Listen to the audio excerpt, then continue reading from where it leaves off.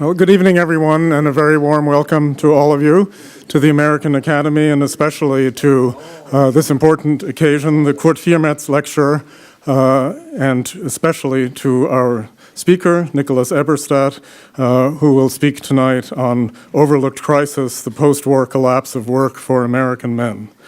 The Kurt Viermetz Distinguished Visitorship was established in 2008 with the support of distinguished individuals, companies, and foundations in the fields of banking, law, and publishing.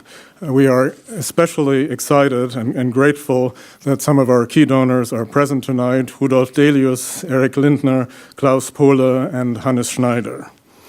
Every year, the Kurt Viermetz Distinguished Visitorship has brought a prominent expert in finance or economics from the United States to Berlin, where they are encouraged to engage with German counterparts, as well as targeted audiences through a series of meetings, roundtable discussions, lectures, and other programs.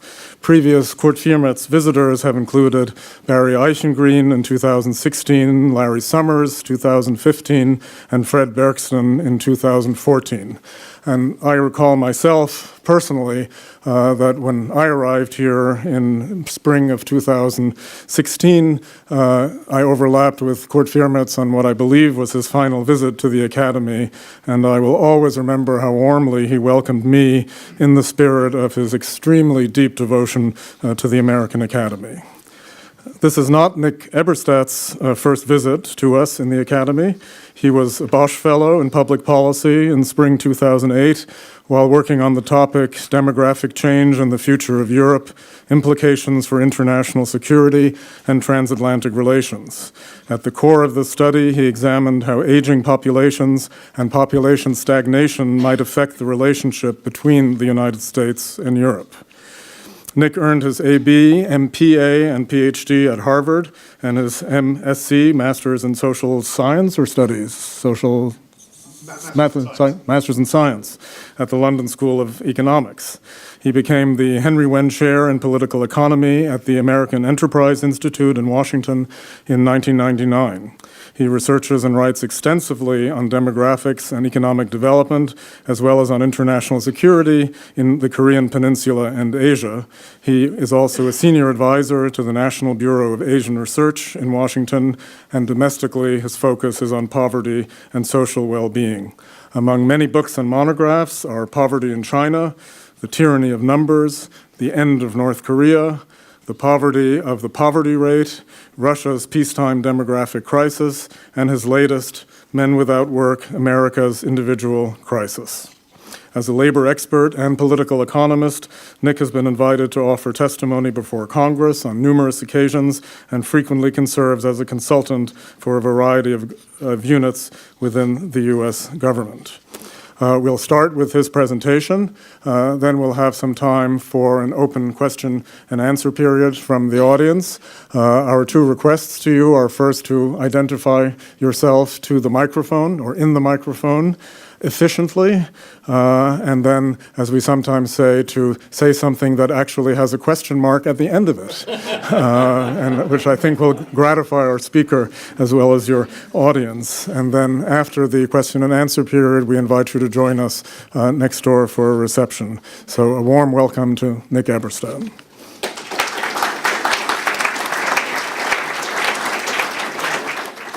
Michael, thank you for that lovely introduction. Ladies and gentlemen, thank you for joining us.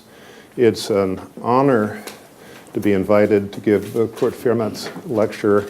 And as Michael indicated, it's also a very special, sentimental pleasure for me to be a repeat offender returning to the Academy. It's a sort of a family affair in the Eberstadt clan.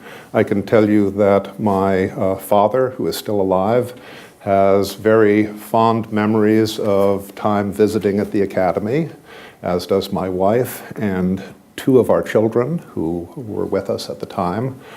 Last year, one of the kids who unfortunately couldn't make it found a different way of coming. She was a visiting artist here last year. So we might even say it's a sort of a nepotistic pleasure to be back here. And thank you so much. I'm going to talk about a big problem in the United States.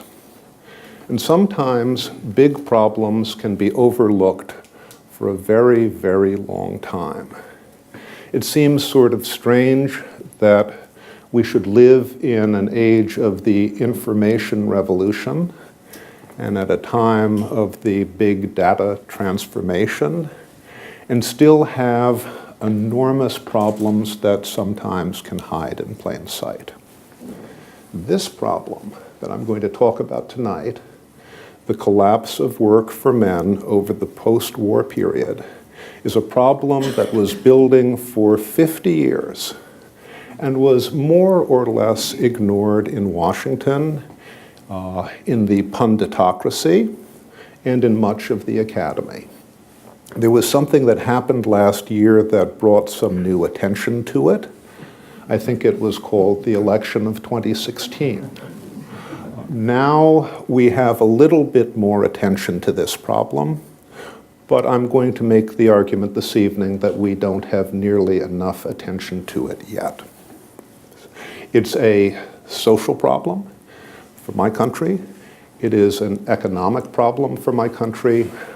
I think as I give my presentation, you will also see, I believe, it is a moral problem for my country. So, to start with, there was something very strange happened in the United States starting around the year 2000. If you ask an economist today to tell you how the US economy is doing, he can't give you, or she can't give you, a single unambiguous answer, because there are three trends going in three very different directions, and they have been doing that now for almost 2 decades. If you ask about wealth creation, the United States is a fantastic success. From the year 2000 to the present, private wealth holdings in the United States have increased by about $50 trillion. That would be billiarden. 50 trillion US dollars since the year 2000. If you want to put that in perspective, that increment is twice as large as the entire personal wealth holdings in China today. The increment since the year 2000 is twice as large as all of China in terms of personal wealth. We obviously had a little bit of an oopsie around the crash of 2008, but you can see that things have come roaring back. And America is awash in private wealth today. If you divided this $90 trillion figure down to a notional family of 4, the average would be over $1 million per notional family of 4. And I don't believe in linear projections. I don't trust those so well. But if we were just to continue this trend out to the end of the century, the typical American household of 4 people would be worth almost $20 million. It's phenomenal what's happened here. Nothing like it. And if this were all to the story, we could go in the next room and have wine for the rest of the night. It would be a great ending. But it's not. The second take has to come from looking at the real economy, from the generation of goods and services in the United States economy. And you can see here, the US has a new normal now. It has shifted down to a new and worse growth rate than in the past. It's slower. You can see the difference between what's actually happened and the long-term trend line. And you can also see, if I can work this correctly, even before the crash, things were going off course in the US.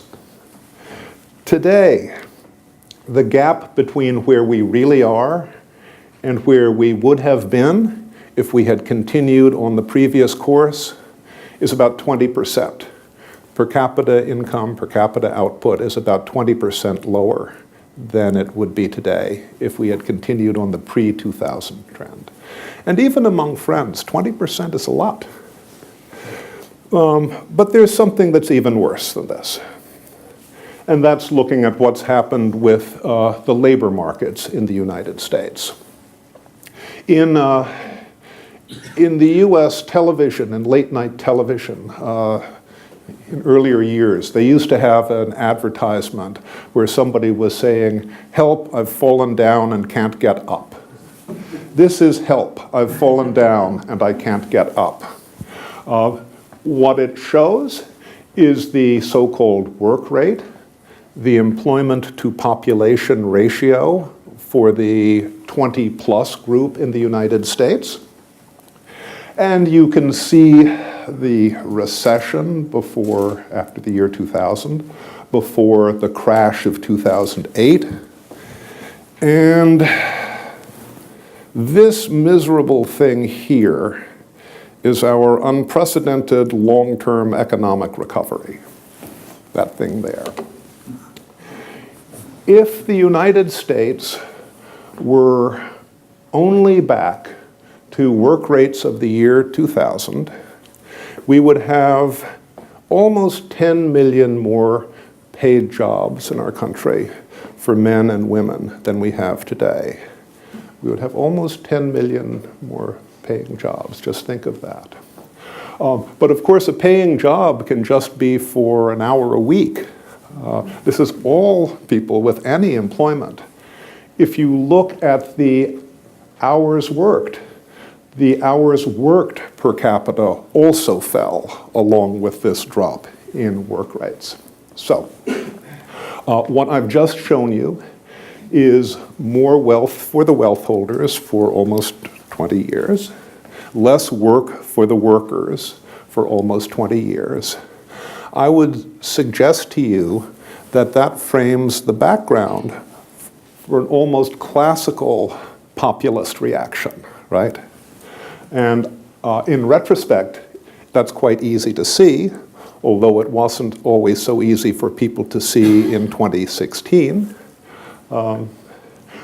I couldn't tell you from this homework of mine whether a populist reaction should come in 2012 or in 2016 or in 2020 or ever. But in retrospect, this shouldn't be quite so surprising. Now, both men and women workers have suffered since the year 2000. We have very surprising downturns in work rates for women since the year 2000. And I don't mean to minimize that suffering by focusing on the men this evening. That is a real problem. It's a very real problem. The phenomenon of declining work rates for American men has taken a much greater toll in terms of jobs and has been going on for much longer, which is why I'm going to dwell on the men this evening. These two lines show you the work rates for different groups of American men from 1948 to the present. We began doing our monthly jobs reports in the US back in the late 1940s, which is why the lines begin back then. This orange line is the work rate for all men over the age of 20. You can see how it looks. It goes down almost constantly over the post-war period. And so someone will say, well, Nick, that's mixing apples and oranges. The US, like Europe, is an aging society, so of course the work rate is going down, and that's true. But the top line, the blue line, is an apples to apples comparison. That is the work rate for men between the ages of 25 and 54 years of age over time, same group over time. They're called men of prime working ages for kind of obvious reasons. They're the backbone of the labor force. They're also in a critical point in the life cycle. 25 to 54 is when people generally form families and raise children. So it's of more than just financial and economic interest what happens to this group. And you can see here that maybe for almost see if I can use this thing, for almost 2 decades there was no real trend. And then starting in the 1960s, it went down, and then it went down, and then it went down, and then it went down, and then it went down. You get the idea. I'll show this to you another way.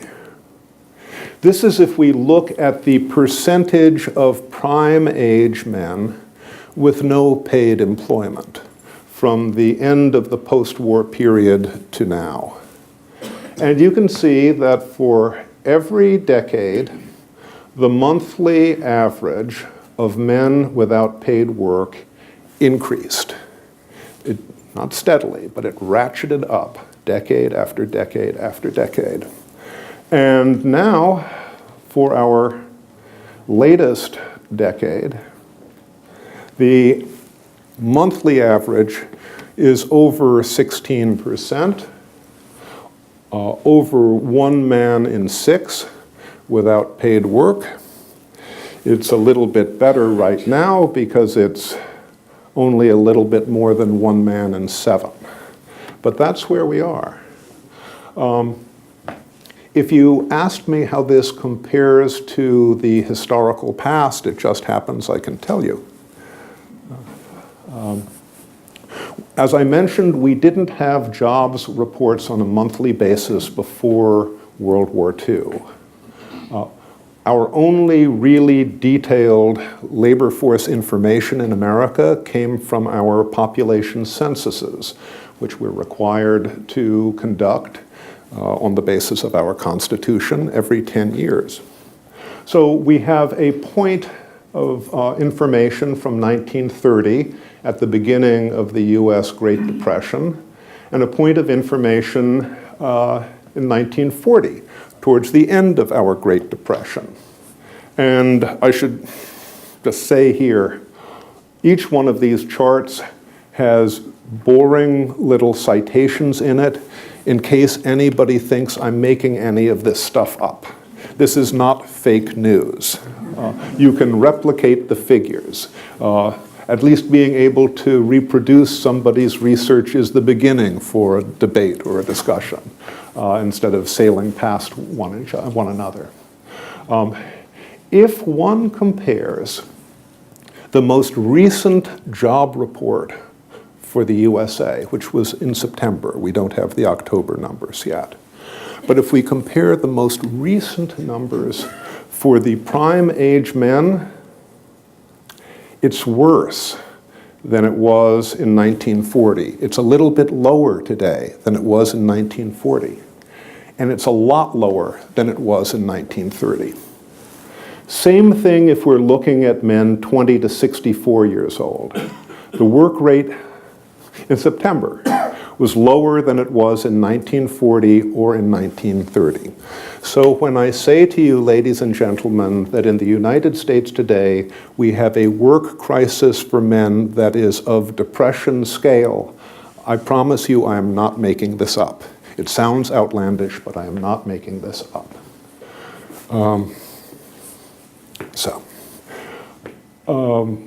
There was a difference, of course, between 1940, when the general unemployment rate in the United States was over 14%, and today, when the general unemployment rate is about 4%. One of those differences is that in 1940, there were really only 2 employment statuses for men. You either had a job, or you were looking for a job. There really weren't any other alternatives back then. Today we have another option. In addition to those 2, the third option is being out of the workforce altogether. Neither working nor looking for work. Some say not in labor force, NILF in English, NILF, but exiting the labor force. And over the last 50 years, the group of working age men who have exited the labor force has been growing 3 times as fast as the overall growth of the working age male population. I'm going to show you this. So, this is a head count from 1948 to now. The orange is the total number of prime age American men in the civilian non-institutional population, total head count of those men who are unemployed. The blue line is the total head count for men who are neither working nor looking for work, who have exited the labor force altogether. And you can see that the last time those two lines intersected was over 30 years ago. Even during the worst months of our Great Recession, there were fewer unemployed prime-age men than prime-age men who had left the workforce altogether. And if you look today, for every guy in this group who is unemployed, there are over 3 guys who are neither working nor looking for work. So if you look only at the unemployment rate, you're chasing the wrong rabbit, you're fighting the last war, you're not understanding the reality of the American job situation. Remember that the next time that you hear pronouncements from Bloomberg News on finances, or from some of our prognosticators, or even from members of our Federal Reserve who talk about our economies being at full employment or near full employment rates. You can show them this chart. Now, this is not my contribution to modern art. There is a reason for this chart. And the reason is this awful, dark, jagged line that wins the race to the bottom there. That's the United States of America. And the line represents the workforce participation rates of these prime age men in America. All of the rest of the beautiful modern art, those are other affluent comparator countries. Never communist countries from Western Europe, Japan, Canada, New Zealand, Australia. Somehow the United States has won the race to the bottom. And this is, to me, seems like it should be a bit of a mystery for a couple of reasons. First of all, the United States, even though it's growing more slowly now, has not suffered a generation of lost growth the way Japan did. But it's the US, not Japan, that's at the bottom. I won't name some of your friendly neighboring countries that have sclerotic labor markets and suffocating welfare states, but the United States isn't one of those either, and yet it's still at the bottom. And we're not Greece, and I don't think I need to say anything more about that, and still we're at the bottom. Why? This is a question, and I'm going to try to help answer that now. There are a total at the moment of roughly 7 million men between the ages of 25 and 54 who are neither working nor looking for work. And in a group that size, you have some of everybody, but you have more of some than of others. I promise I'll tell you what's on here. You don't have to look at the figures. There's not going to be an exam, but I'll tell you what is on here. If we break the group down by ethnicity, African Americans, Black Americans, are overrepresented in the pool of unworking men.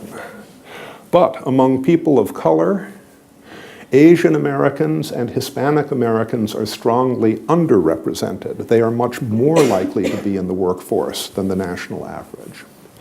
With respect to education, I don't think you will be surprised.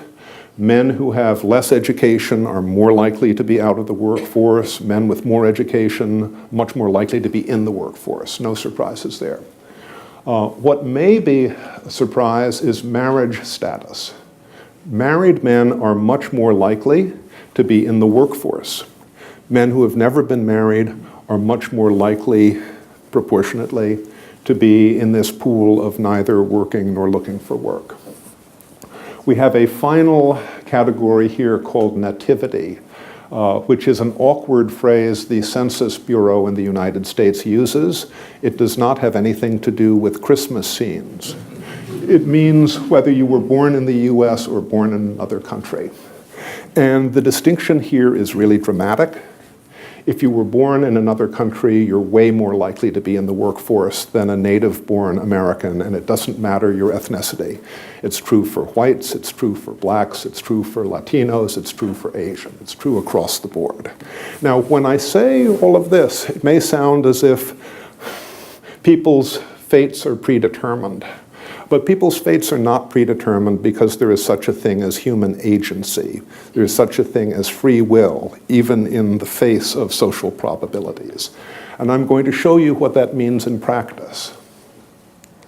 Remember, I just said that black American guys were more likely to be out of the workforce than white American guys.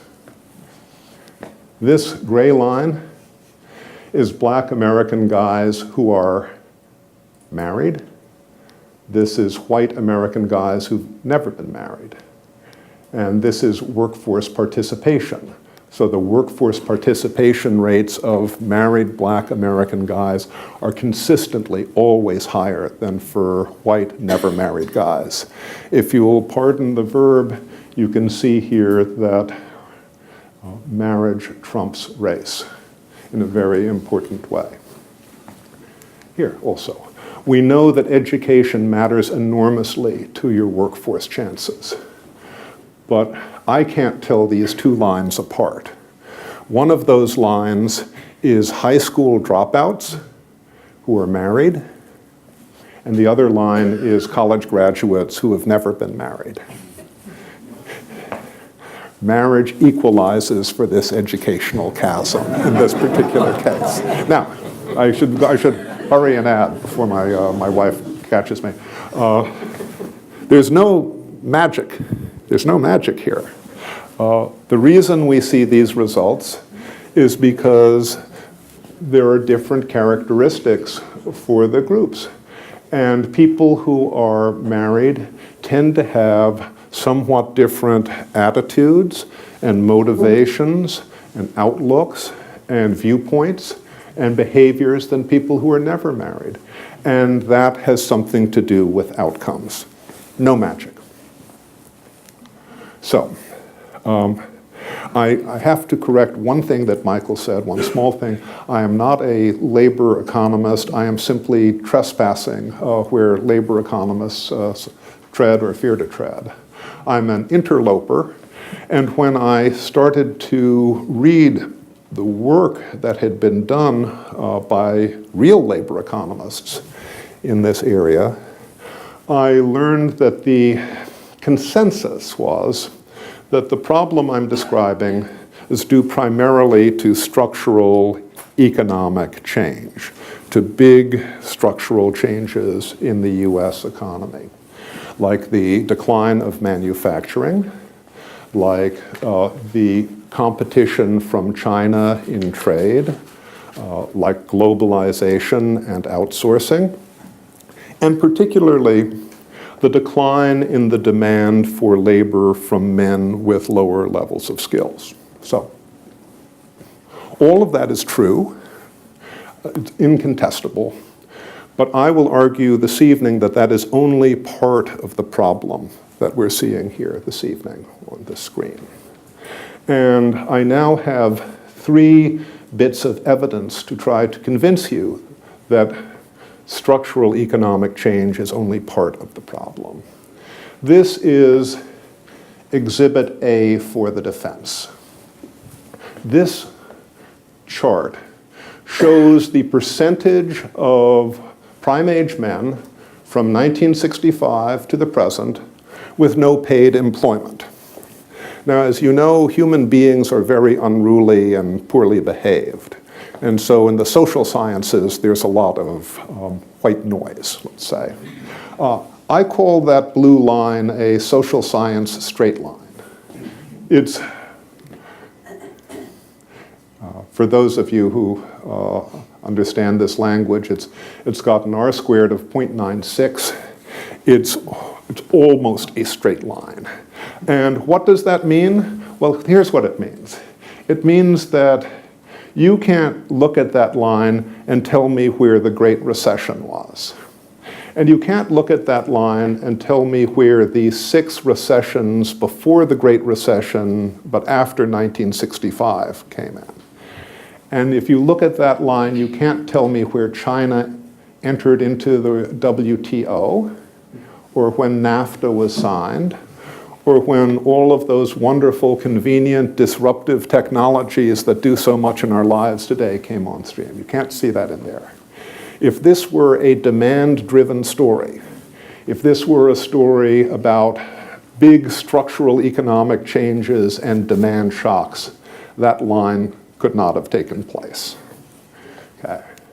So let's look at Exhibit B for the defense. These 2 lines show you the workforce participation rates of 2 different groups of men who have no high school degree, 2 different groups of high school dropouts. The blue line is men who were born abroad. The gray line, which is collapsing, which is falling through the floor, is American-born men without high school degrees. If this were a problem of insufficient demand for less skilled Americans, how would this gap of 25 percentage points, how would this gap be explained? I'm not a specialist in this area, but I'm pretty sure that the school system in El Salvador isn't that much better than the school system in the United States. At least not up until the 10th grade, let's say. So, one last bit of evidence for the defense. I was trained in economics a very long time ago. It was almost in the Stone Age. But back then, when they trained us in economics, they taught us that markets tended to seek equilibrium after shocks. Markets tended to seek equilibrium. The US has a national labor market. And so it is more than passing strange that decade after decade, the dispersion in inactivity, in the percentage of men who are neither working nor looking for work, should grow greater and greater over time in terms of state-by-state differences.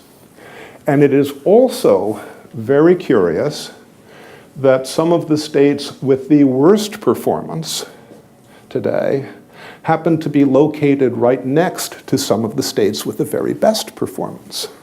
So, as you may know, West Virginia in the United States is famously troubled and has been for a long time. But it is bordering Virginia, which is down here, and it's bordering Maryland, which is over here. By the same token, here's Maine, one of the most troubled states. Maine only has one land border with another state in the US, and that is with New Hampshire over here. It's almost as if U-Hauls have not been invented when you take a look at this. People don't move? Why is this? What accounts for these growing dispersions? This does not look like a demand shock story, let's say. Okay. So if there are other explanations besides structural economic change, which has happened in the US and happened in Europe and happened in all of the rich countries, what else could we look at?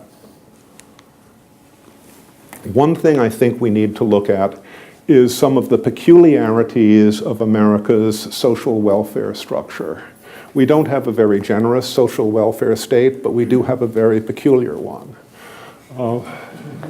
One of the peculiarities is our archipelago of disability insurance programs, and there are many of them. And these were all established for the honorable and indeed noble purpose of protecting people who are incapacitated during their working years. They have mutated in some very troubling ways. As of 2013, which was the most recent year I could get information with this regard, almost 3 in 5 men who were neither working nor looking for work were receiving benefits from at least one disability program. Since this is self-reported information, the true level is probably higher, very possibly higher. Now, this does not prove that our disability programs have caused this problem. It can't prove that. I don't believe they have caused this problem. However, our disability insurance programs now serve to finance the alternative to life in the workforce for a growing number of American men.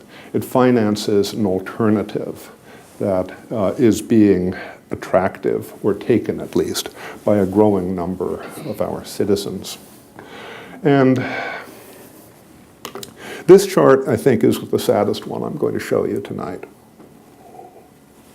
although it may not be obvious why until I explain.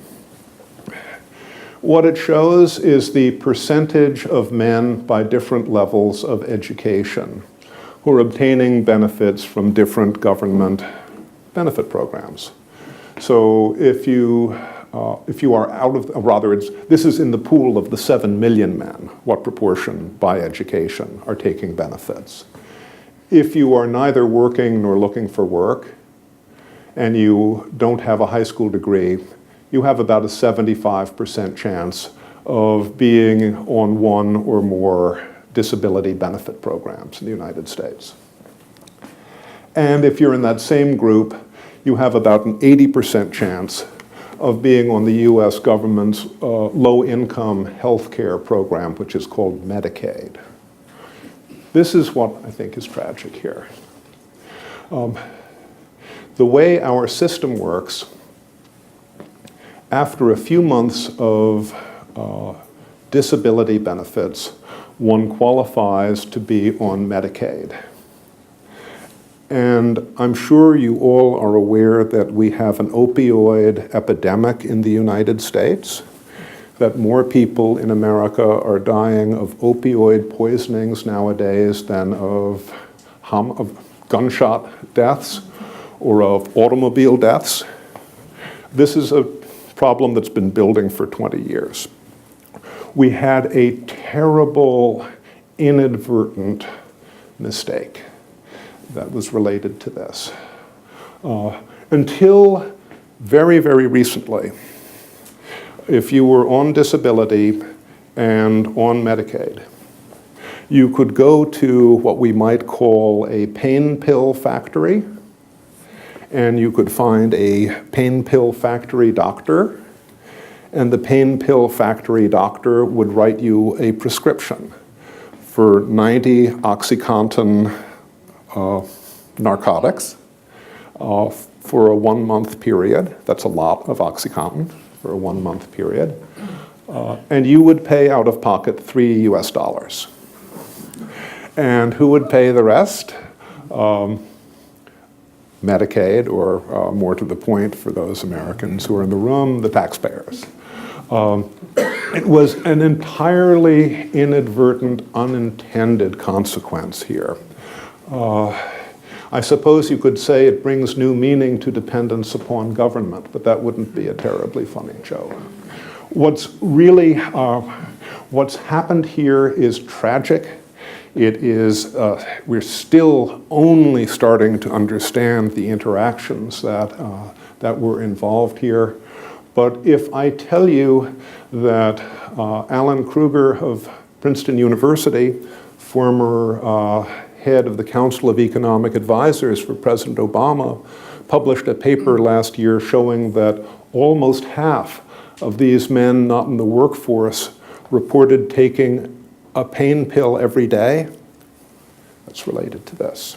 This isn't all of the story, but this is a terrible, terrible part of the story, and a terrible part of the result that we see today. One last aspect here. When I was doing my study on the collapse of work for men in modern America, sort of as a due diligence final chapter, I thought I should write something about work rates for men who had criminal records in their past.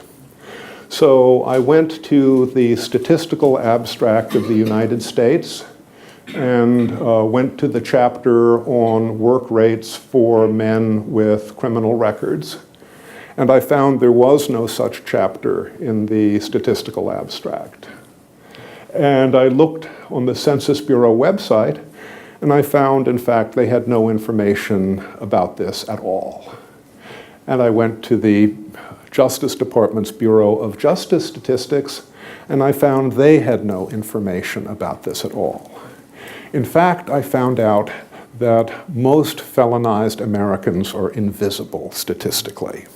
Our government has no idea of their income levels, or their health, or their living arrangements, or their work rates, or their social benefit profiles, or any of that. Fortunately, however, some defiant demographic nerds, some of my brothers and sisters, did try to reconstruct the population trends for this otherwise invisible group. Their paper was just published last month in one of the leading demographic journals. And this is what they found. You can see this, there's a population explosion. This is total adults with felonies in their background, whether they are behind bars or not. By the year 2000, they estimated this total number of adults with felonies, obviously overwhelmingly men, had almost reached 20 million, almost 20 million adults in this category by 2010. And with a little bit of additional arithmetic, one can calculate that this evening after dinner here in this room, the total number is well over 23 million in the United States. Now, what does that mean? I'm sure you all have heard of the phenomenon of mass incarceration in the US. The US has a larger number and larger proportion of people behind bars in jails and prison than any other affluent society, and I think apart from the Seychelles Islands, maybe apart from any other society on the planet today. We have 2.5 million Americans, roughly speaking, behind bars in my country today. But we have a pool here of 23 million people. If you do the arithmetic, that means that only a tenth of this phenomenon are people who are currently in prison.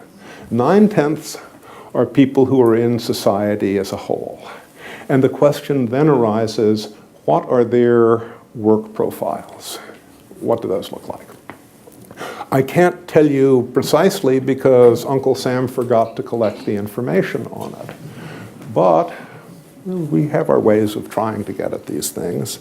And this graphic may be unintelligible, but I promise I will tell you what it says.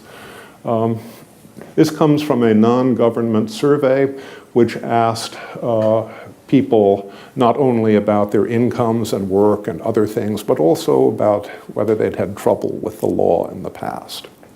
And what that survey revealed was this. For men, it didn't matter how old they were. It didn't matter what their ethnicity was. It didn't matter what their educational status was. If they'd been to prison, they were vastly more likely to be out of the workforce than if they had only been arrested. And if they had only been arrested, they were far more likely to be out of the workforce than if they'd never had any trouble with the law. Now, I can describe this relationship to you, but I can't tell you why it exists. Maybe it's because of discrimination against felons. Maybe it's because people lose their skills when they do go to prison.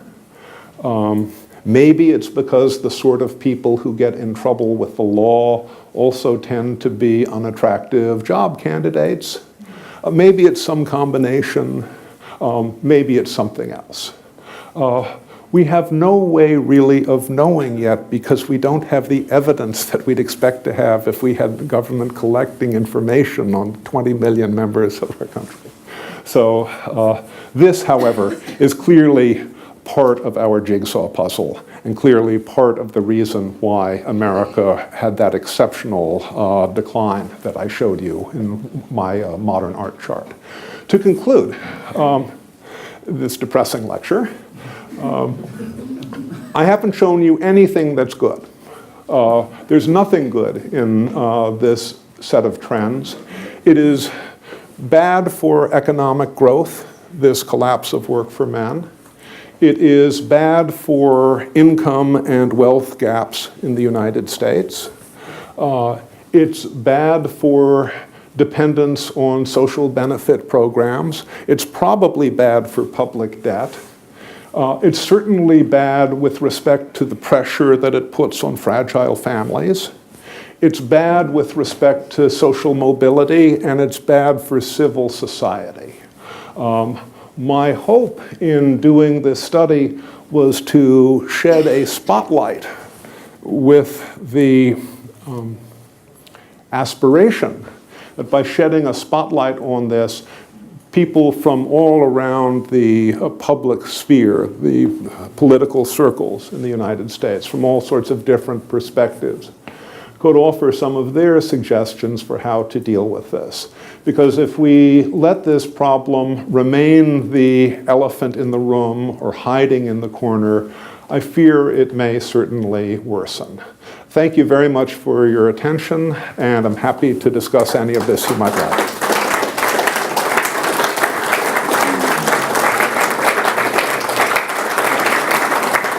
So, I guess this is the part of the evening where I say, have a nice day. So, wow. Anyway, yes, sir. I think we have a microphone. Leslie Collins is my name. I was a correspondent for the Financial Times in Berlin and Eastern Europe. Would you say that this is perhaps the same phenomenon we've had in the United States historically, a lack of interest in the underclass? I mean, when Jacob Riis came to New York, he discovered the other half. People didn't realize that the other half existed. And I mean, now we're going through the same thing again? Or is it something different?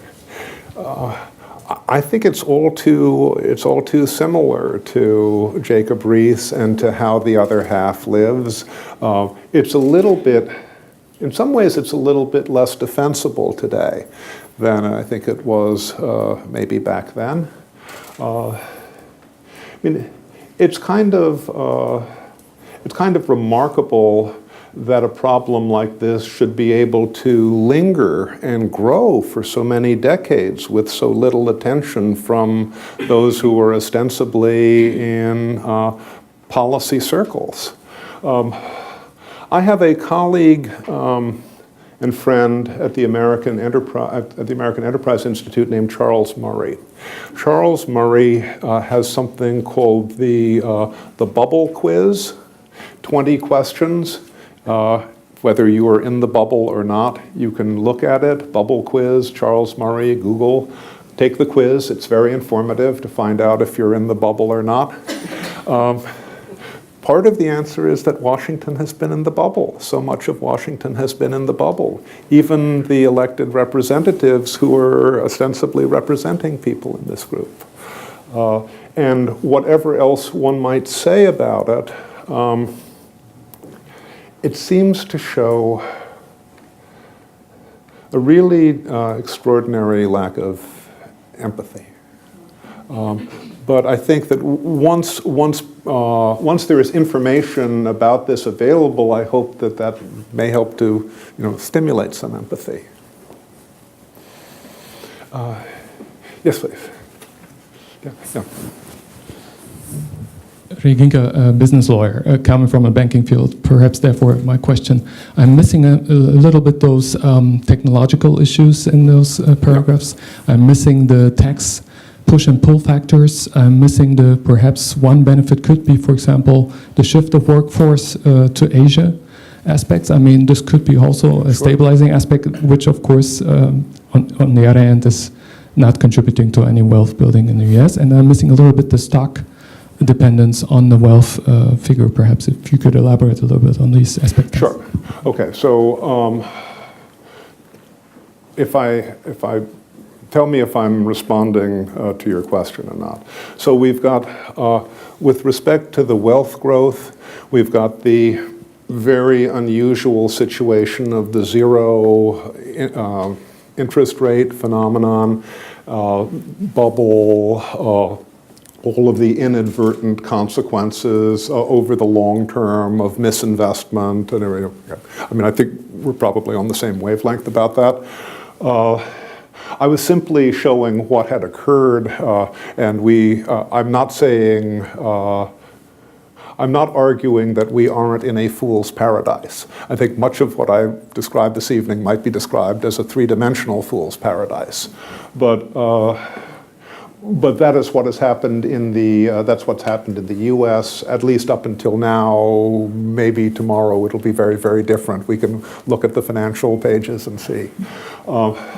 With respect to technological change, and the thing about this line here is that it, of course, there's been a lot of really dramatic technological change in the US economy and in all of the other economies, advanced economies around the world and even developing economies around the world. But if there were particular shocks to labor demand, I think it would have shown up in this one, but it hasn't. The thing which is so remarkable about this is the uncanny regularity of the increase in this line over a whole host of technological revolutions. That's what I find curious. So I'm certainly not saying that technological change is no driver here. We know it's a driver in all of the economies. The curious question is why the United States has fared so poorly compared to other advanced economies. I don't think it's because we're more globalized than Switzerland. I think it's that there are probably some other factors, and that was what I was trying to get at here. Michael, I think yeah, to Mike Borda. Thanks. Michael Berta, Humboldt University. Great talk, very interesting facts. I'm missing the women. Okay. Because I think if you do the women participation rate, or the not in the labor force, the inverse, yep, you'd get exactly the opposite trend. So you want to actually correct for that. I think you're still right, but I think that's unfair to blame just these men being total losers. I think a lot of them have been crowded out by women who have come into the labor force over the past 50 years and have become just more effective selling their labor. So I think to nail the point, you need to do that. In the thank you, Michael. In the interest of parsimony, I left out that slide. I do have that slide in the book. So you'll have to trust me for right now. But I promise you I'll tell you what it says for real. So if you look over time, I mean, of course, the fascinating thing is that, I mean, women have always been working. They just started getting paid for work in the post-war era, for the most part. We'd have this line for women that would be going from like down here to kind of like up here, and then going down like that. So up until the year 2000, the line was sharply rising, but it's been going down since then. The national average for the work rate was rising all the while that the work rates were rising for women. If women were simply replacing men one-on-one, the line would have been flat. So they're partially replacing men, but it was increasing. Now work rates for both women and men are declining at the same time, so they're sharing the same pain. Men are declining faster than men. the men are declining slightly faster, but the strange thing is, compared to other countries, I mean, the US had a very favorable trajectory for work rates for women until about the year 2000. Now we've got a very unfavorable one. If you want to dig a little bit deeper into that, or if I wanted to dig a little bit deeper into that, what I would mention is some other homework I can't show you this evening, but I promise you it really is in this book. It's about how people use their time when they're not in the workforce, okay? And there is a chasm between women and men. You might call it a care chasm. Almost 40% of the women who are not in the workforce here say they're out because they're taking care of somebody, a child, a family member. For the men, it's a rounding error. It's approximately 0. I mean, I think it's 2.6, 3.6. I mean, but it's an enormous difference. And there are other differences too. If you look at the men, leave out the men who are adult students. Their time use is more or less like employed men's time use. But if you ask, what are the men who are not studying and not looking for work doing between the time they wake up and go to sleep? We can find this from the time use surveys the Bureau of Labor Statistics puts out, and it's really pretty dispiriting. According to self-reporting, they don't do civil society, basically. There's very little worship, volunteering, charity, plenty of time on their hands, but very little helping out with children or with others. Not so much chores around the house. What they say they are doing is they say they are watching. They say that they are watching internet, games, TV, all of it, 2,100 hours a year, like a full-time job, 2,100 hours a year. Alan Kruger's additional piece to this is that they're not just playing World of Warcraft all day, they're playing World of Warcraft on pain pills. So it's, or half doing that. So this is, again, part of the difference between men and women. I mean, we have this existence proof in the United States that you can be out of the workforce for years and get back in the workforce. And the existence proof is called women. And the existence proof is especially called mothers. But mothers have a very special skill set, because mothers don't get sick days, and they don't get to take time outs, and they don't work to rule. They have, generally speaking, no matter what their educational attainment, they have qualities of reliability and dependability which employers like.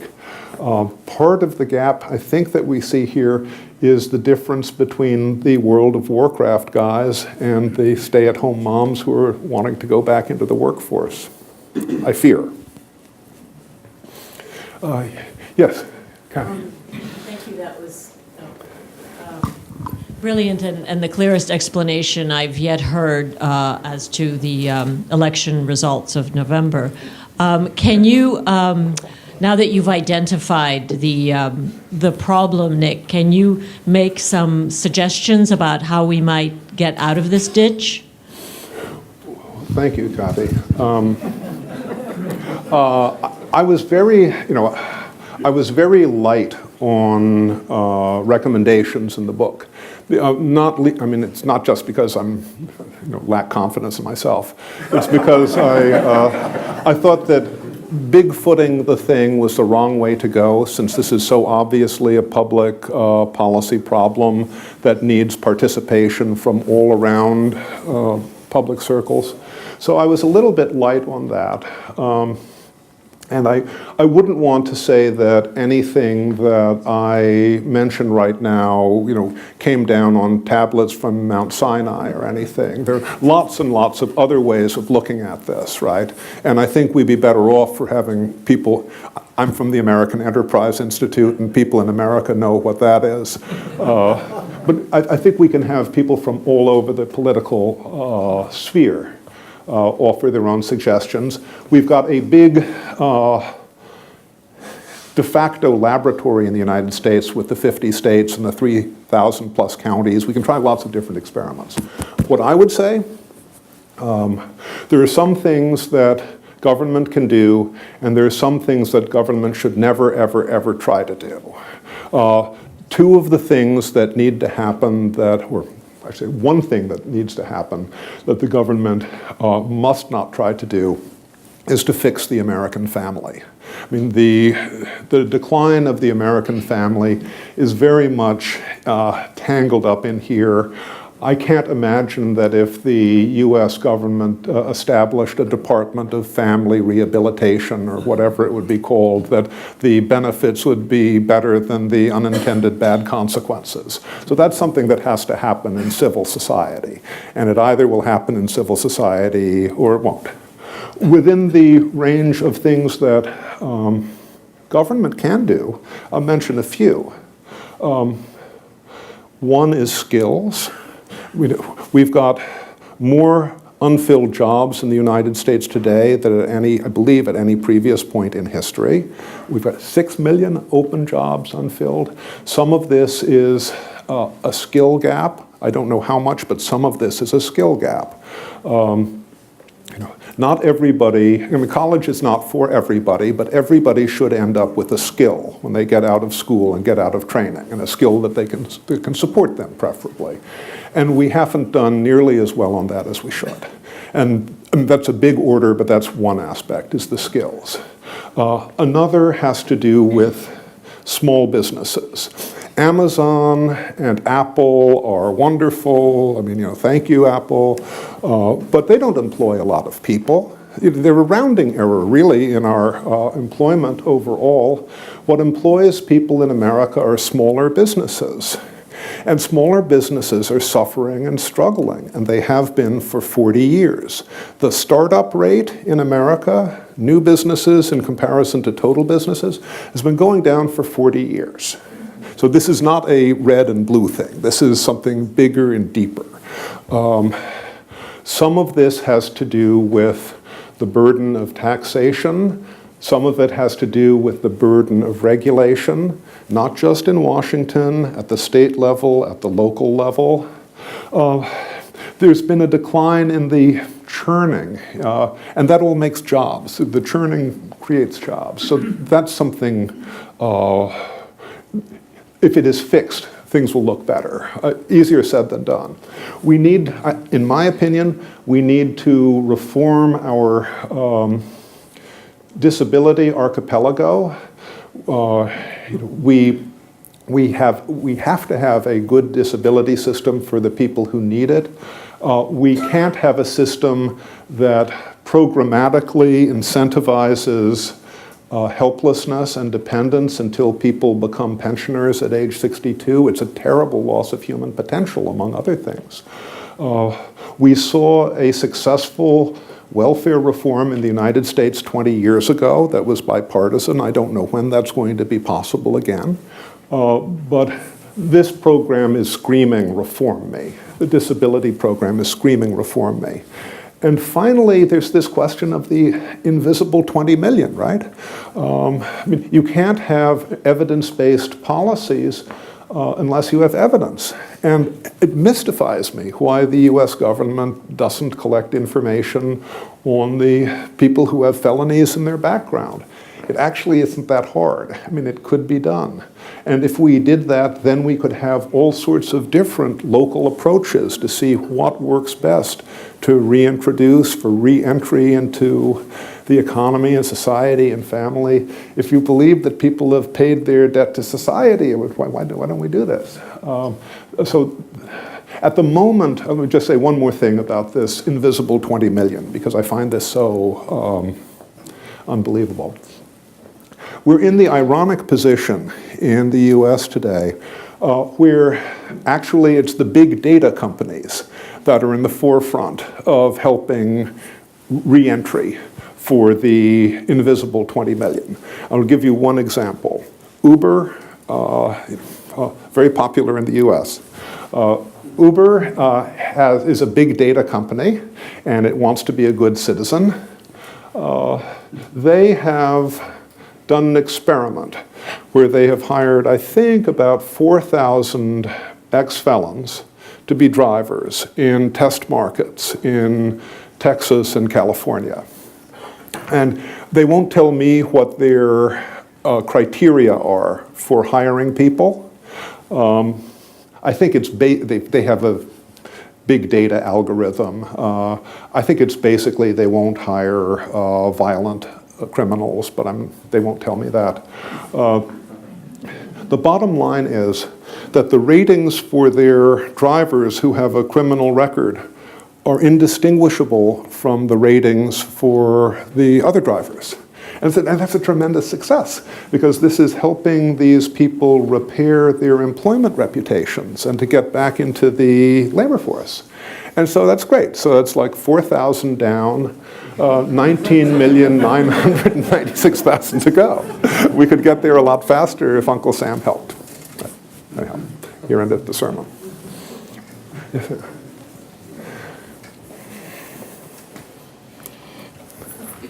I have a question about the role of disability in this analysis.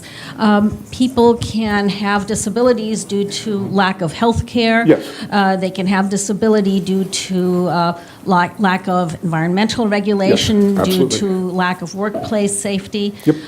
So if there is a correlation with disability, can't that also reflect a correlation or a causal role played by workplace hazards, by environmental hazards, and by lack of preventative care and lack of health care?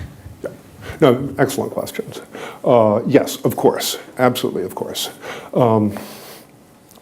If one takes, I'm looking at a 50-year period here. So this goes over a lot of different presidencies, and over this 50-year period, we see a very strange contradiction. The death rate for working age Americans, let's say between the ages of 18 and 64, close enough, right? The death rate for working age Americans has dropped by 45% over this time period, while the percentage of Americans of that age group who are on disability programs has quintupled. The trends are absolutely diametrically opposed. Now there are reasons to think that, reason at least to argue, that new workplace demands may make it more difficult for people to function in the way that people in the past could have functioned. And I think that's a very important argument. It's certainly also true that we are becoming more aware of mental health problems than we were in the past. I can't tell you if people have a greater burden of mental health today than in the past, but I think we're more sensitive to that. So yes, certainly this is all part of the mix. There are some strange things, though, which I'll point out. It's very hard just to look at figures like this without a clinical diagnosis and know what you're talking about in individual cases. I mean, I guess I would say that as the sort of the bottom line. And we really need a lot more attention and a lot more information about all of this. Yeah, Michael. Nixon's the victory of populism in the 2016 election is one of the results of this analysis. I wonder if you can fill in the picture a little more about how that voters base is populated. I mean, to what extent are these men voting, and to what extent do these men, as distinct from other groups, obviously including women, form that base? Well, I'm going to disappoint you, because there may be some source, I think we've got someone here who does polling and information, but it's not me. In general, the public opinion surveys about voting in the elections fortuitously left out one question, which is, what is your employment status? So you can find out about people's education, where they lived, what their ages were, what their incomes were, probably all sorts of products they buy, but you can't find out their employment status. So that's a big blind spot here. If I were just to speculate, and it's only speculation, because I'm just talking out of my hat, this, you can discount it 100% if you want. I'd be kind of surprised if the guys who are out of the workforce playing World of Warcraft all day long and kind of maybe taking pain pills, I'd be surprised if a lot of them went out in big, meaningful numbers to vote for anyone. And remember also that the African Americans are a disproportionate portion of this group. It's hard for me to see the 7 million unworking men as a big swing vote factor, although maybe someday somebody will show me I'm wrong someday. I can imagine that the neighborhoods in which they lived, the neighborhoods that were affected, might have had people coming out and voting. There's some work that has been done by Ann Case of Princeton University and her husband, Angus Deaton, who won the Nobel Prize in Economics a couple of years ago. They too have been working on what they call deaths of despair, deaths from opioids, deaths from suicide, deaths from cirrhosis of the liver. They've done a deep drill down into non-Hispanic white population, and especially into lower skilled non-Hispanic whites. And if you take a look at their map of where the upsurge in deaths of despair came, and you take a look at the county map of the 2016 election, there's a pretty close, it's a pretty close correspondence there. But that's their work, not mine.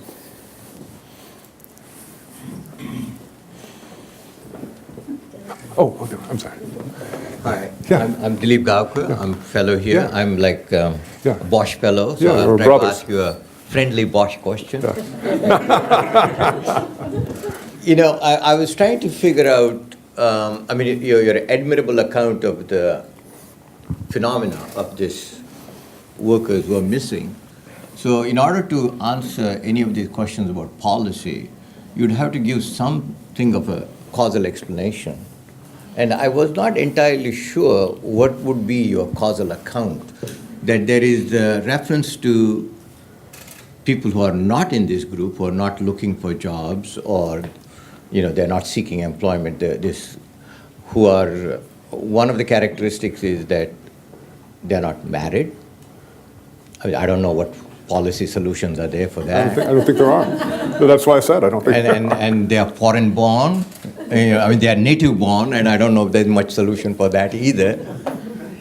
So that leads to question about there seem to be education. Mm-hmm. I think there's that may be a causal factor, but the emphasis seemed to be really about this disability insurance that seemed to play an important role in your analysis, although it came very late in the analysis. The question is, how much emphasis you want to put on that, because you have already excluded structural changes as a key explanatory factor. Well, Dilip, I think what I said, if I remember correctly, is that it's incontestable that structural economic change was a major factor here, just not the entire story, or else the U.S. slope wouldn't look so different from other countries here. What I think I've described is a big long-term historical change, and big long-term historical changes are kind of untidy with respect to causality. There's seldom, kind of like one-factor theories of history. What we've seen certainly is big technological change, big structural change. We've seen big change in the family, and as you so rightly say, I don't really know what's possible to do about that. It happened and it's going to continue. We can address, as I tried to mention, the question of skills. Probably if there's one single intervention that we could do more surgically, it would be addressing skills. Generating more jobs from our job machine, I think would require, as I mentioned, a revitalization of smaller businesses. That's a big deal. That's very much easier said than done. And the felonized population, the disability question, those are certainly part of it. I mean, I don't think we can turn a blind eye to those. There are other things I haven't mentioned, though, and I'm not sure how we address them. For example,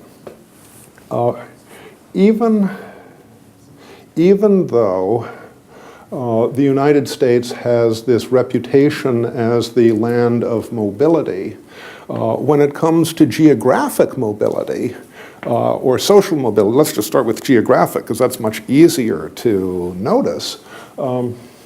The percentage of people moving from one home to another, not even to another state, but moving out of their residence, the percentage of people moving each year has dropped by half in the last 35 years. So there's less business startup, there's less personal mobility. I suspect there may be less social mobility also, although there's a certain amount of disagreement about that. How do you jumpstart geographic mobility? Maybe you make social welfare benefits portable across states. Maybe you allow parole, you have parole officers allow people to move out of state to look for other work. But I think these are big, deeply entrenched phenomena, and we can start to, I guess I would like to see us start to address them like yesterday or a decade ago, although that hasn't happened, can't happen. But we can address these through all sorts of different experiments in case my interpretation is wrong. That's, I think, the virtue of having a federal laboratory. Yeah. Yes. One more? Yeah, sure. Yes, the lady there. Hello, my name is Bettina Gardner, and I'm a Bosch Fellow for the year here in Germany. And my question is in regards to geography. So did you look at the split between maybe rural and city areas or suburban areas, since I know that in the past 10 years that more people are now living in cities? Yep. And are there people that are holding out, and how was the disbursement of the 7 million who are not in the workforce across the map? I'm very glad you asked that. The situation in rural America is worse than the national average. And it's not just with respect to jobs, but most especially true about jobs. The rural America as a whole has not recovered from the crash of 2008. We're even not back to the absolute number of jobs in rural areas.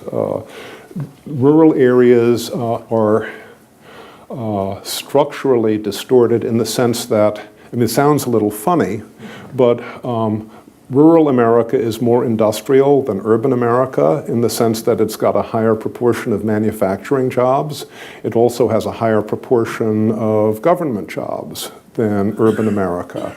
What it doesn't have is service jobs and knowledge-intensive jobs. This has passed over rural America as a whole over the last decade.